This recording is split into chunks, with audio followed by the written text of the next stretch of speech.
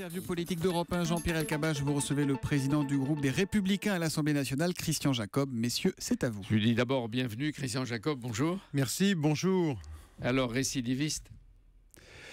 Écoutez, c'est au Premier ministre qu'il faut dire ça, effectivement. Si vous voulez dire que vous êtes tous prévisibles, vous le dites. Tous. Écoutez, moi, le Premier ministre est dans une situation où il restera, je crois, comme le fossoyeur de sa propre majorité. Ce Premier ministre qui a 340 députés de gauche, qui est à peine capable d'en mobiliser plus de 260, c'est un vrai constat d'échec. Et puis, il devient la caricature de lui-même par ses excès d'autorité et son arrogance. Oui, c'est tout. Il est faible et il est en même temps, il est fort. Les deux. Il n'est pas fort. Un Premier ministre qui n'est plus capable de rassembler sa majorité pour faire voter un texte, c'est un Premier ministre qui est faible. Mais 440 heures de débat, avec des entreprises qui souffrent, avec le chômage qui augmente, vous ne vous dites pas ça suffit de chipoter, de retarder des textes, de l'empêcher presque d'avancer. Alors il va utiliser le marteau du 49.3 pour casser vos blocages. C'est surtout qu'il n'y a aucune réforme sur rien. Les enjeux sur le travail, on les connaît. C'est quoi? C'est le coût du travail, c'est le temps de travail et c'est le code du travail sur lequel il faut avancer. On va vous sortir l'argument classique. Non, attendez. Ouais. Moi, je voudrais revenir là-dessus. Les enjeux aujourd'hui, nous avons un coût du travail qui est trop élevé. Nous avons un temps de travail qui est trop court. Nous avons la nécessité de réformer nos retraites, réformer le financement de la protection sociale. Là-dessus, aucune réforme de rien. C'est-à-dire un texte qui a ni queue ni tête. Très bien. Hier, dans les Échos, Jean-Christophe Fromentin, député maire UDI de Neuilly, appelait l'ensemble de l'opposition à voter la loi Macron et il disait c'est une bonne loi, avec des avancées. Et il soulignait lui-même, c'est votre allié, centriste, Fromentin, vous au pouvoir, est-ce que vous aviez décidé l'épargne salariale, le plafonnement des indemnités prononcées au prud'homme, l'ouverture des commerces le dimanche, les zones touristiques internationales, les autocars interrégionaux pour les jeunes, vous l'aviez fait ça? Oui. C'est pas des petites avancées ou des avancées? Non, c'est rien. À la poubelle. C'est absolument. Non, mais attendez, c'est pas à la poubelle. Sur 400 articles, nous en avons voté un certain nombre, bien évidemment, mais ce texte n'est pas au niveau. C'est-à-dire quand nous avons mis en place les heures supplémentaires défiscalisées, ça c'est une mesure qui a permis de redonner du pouvoir d'achat aux salariés, de baisser le coût du travail pour les entreprises. Cette mesure, elle était supprimée par les gouvernements de gauche dès qu'ils sont arrivés. Est-ce qu'aujourd'hui, nous avons fait des propositions sur le temps de travail en disant bouclons des accords à l'intérieur des entreprises avec les branches de façon à être plus dynamique? Eh bien, aucune proposition n'a été retenue là-dessus. Est-ce que vous allez recourir au Conseil constitutionnel? Oui, il y aura un recours au Conseil constitutionnel, mais avant cela, nous allons déposer une motion de censure pour dénoncer l'inactivité du gouvernement, l'inefficacité totale. Manuel Valls, je vous dis, c'est des crises d'autoritarisme à répétition. Mais non, c'est pas très bien du tout. C'est catastrophique ce qu'il fait. Ça n'est pas très bien. C'est catastrophique pour la France. On retarde rien, il n'y a rien dans ce texte. Nous faisons en face des propositions qui aujourd'hui ne sont pas retenues. Il s'est fracturé de l'ensemble à la fois de son groupe parlementaire, mais aussi de tous les parlementaires. D'abord, il a le droit d'utiliser le 49.3 en 1958. Le général de Gaulle l'avait inventé avec Michel Debré. Le 49.3, quand une majorité qui était hérétive, Manuel Valls l'applique.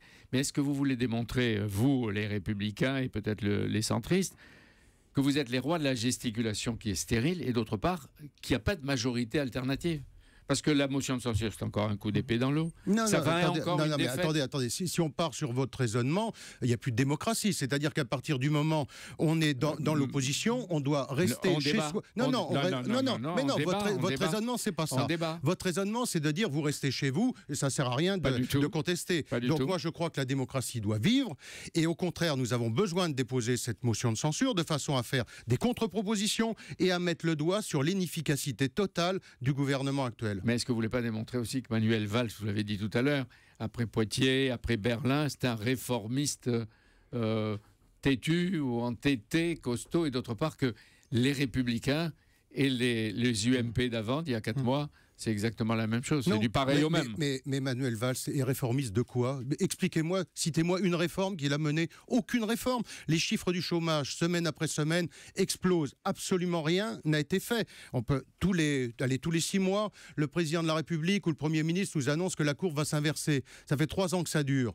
Et ça, on va de catastrophe en catastrophe. Sur Berlin, vous venez d'en parler, il a été grotesque, le Premier ministre, grotesque. Bah, il a dit, mais inculpa. Ouais, il a été grotesque. Il avait le choix, vous savez, entre assumer et ne pas mentir. Il a fait le pire des choix. C'est-à-dire qu'il a menti et il n'a pas assumé. Un millier ou des milliers de migrants traversent la Méditerranée. Des centaines sont installés à la frontière franco-italienne, dans les rochers, au bord de la mer, abrités par des couvertures de survie. Vous avez vu cette photo, elle est terrible. Sur les rochers, les Italiens disent un coup de poing dans la figure de l'Europe. Qu'est-ce qu'il faut faire ? Il faut effectivement être plus efficace sur le plan européen. C'est la réforme de Schengen, c'est la proposition que nous avons faite. C'est-à-dire on a une double nécessité d'avoir à la fois des fonds, des actions en matière de coopération européenne et en même temps la plus grande fermeté sur leur accompagnement aux frontières et sur le droit d'asile. Vous avez 80% des gens qui ne relèvent pas du droit d'asile qui ne sont pas raccompagnés aux frontières. Christian Jacob, aujourd'hui, 5 pays accueillent 80% des réfugiés et 23 pays 20%. Il y a une réunion à Luxembourg des ministres de l'Europe. Comment peut faire la Grèce et l'Italie qui reçoivent en 6 mois 50 000 réfugiés de plus? Et alors Matteo Renzi a dénoncé hier ce qu'il appelle les rodomontades de Bernard Cazeneuve. Et vous savez pourquoi? Parce que le ministre français invite l'Italie à respecter les accords ou les règles de Dublin. Il lui demande de mettre en place des centres d'attente, d'enregistrer les migrants et de noter leurs empreintes digitales. Qu'est-ce qu'on peut faire pour éviter cette crise et demander aux uns et aux autres de respecter les accords qui ont été signés? Les accords qui ont été signés doivent l'être. Simplement, c'est dans le cadre de Schengen. Schengen, aujourd'hui, est inefficace. Nous avons la nécessité de renforcer les financements de Frontex, c'est-à-dire que c'est ces fonds qui vont permettre d'accompagner et de protéger à nos frontières, mais en même temps d'avoir une politique de grande fermeté. Or, aujourd'hui, la France n'a pas une politique de fermeté. On garde sur les réfugiés et on renvoie les migrants illégaux. Et on ne réforme pas le droit d'asile. Anne Hidalgo propose de créer un hébergement à Paris, probablement dans l'Oise, pour les migrants en transit. Est-ce que vous êtes prêt à en faire autant dans votre ville de Provins, vous? Mais c'est la même erreur que de vouloir mettre en place des quotas. C'est-à-dire que chaque année, on va demander de créer un centre supplémentaire et d'augmenter les quotas. C'est vraiment la pire des réponses. Ouais, et qu'est-ce qu'on fait avec tous ceux qui souffrent, voilà? Ce que je viens de dire, c'est-à-dire que ça relève d'une politique européenne, à la fois sur la protection Schengen et en même temps sur une politique ferme en France, ce qui n'est pas le cas. Christian Jacob, Nicolas Sarkozy, les élus républicains veulent revenir sur le droit du sol pour acquérir la nationalité française et qui ne serait pas applicable aux citoyens de l'Union européenne. Est-ce que c'est pas plus simple et peut-être moins hypocrite de dire qu'on ne veut pas de Maghrébins et d'Africains? Il y a deux choses. Vous avez le double droit du sol que vous connaissez, c'est-à-dire qu'un enfant né de parents étrangers qui sont eux-mêmes nés sur le sol français est français. En revanche, sur l'acquisition de la nationalité, c'est là qu'il y a un sujet sur des enfants nés de parents étrangers. Donc il faut relancer le débat sur le droit du sol. Mais oui. Mais attendez, c'est normal qu'on ait que l'on ait cette discussion. Quand on regarde ce qui se passe en Guyane, ce qui se passe à Mayotte, ce qui se passe aujourd'hui avec les migrants, il faut avoir ce débat sereinement. Remarque. Comment vous répondez à cette question de nos confrères de l'opinion? Pour Nicolas Sarkozy, le congrès des Républicains était un coup d'épée dans l'eau.